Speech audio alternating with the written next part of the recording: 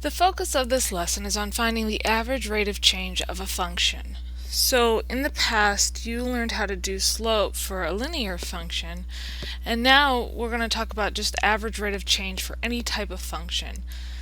And the idea is between any 2 points on a function that, let's say, isn't linear, there may be a different average rate of change.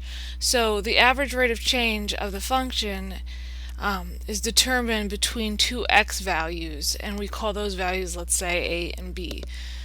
And so the formula for it, you can see, is f of b minus f of a over b minus a, which is actually very similar to slope, except your y values are expressed as f of b and f of a, and your x values are expressed as b and a themselves. So in order to determine the average rate of change, a lot of times you have to determine what is f of b and what is f of a first. So let's go ahead and take a look at an example. So I want us to go ahead and find the average rate of change of g of x equals 5x squared minus 5 as x changes from negative 6 to 2. So our function that we're dealing with is g of x. Our a values is negative 6. Our b value is 2. And I want to find the average rate of change. Well, in order to get the average rate of change, I also need to know what is my function evaluated at a and what is my function evaluated at b. But we know specifically what a is, so it's what is my function evaluated at negative 6 and what is my function evaluated at 2. So all you need to do is go to your function g and write it down, but wherever there's an x, put a parenthesis set instead. And then note that you're going to evaluate at negative 6. And then the same thing for g of 2. Write your original function down, which is 5x squared minus 5, but in place of the x, replace it with specifically 2. So then now you just need to simplify both of those. Make sure you follow order of operations when you simplify and do the powers first.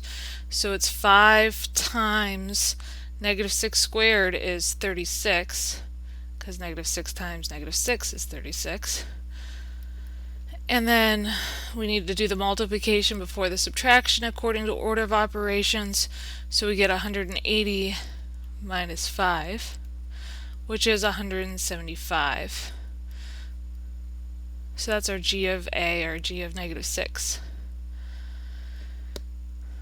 And then our g of b, we need to take the 2 squared first, so it's 5 times 4, and then minus 5. And then we need to do the multiplication before the subtraction, so we get 20 minus 5, which is 15.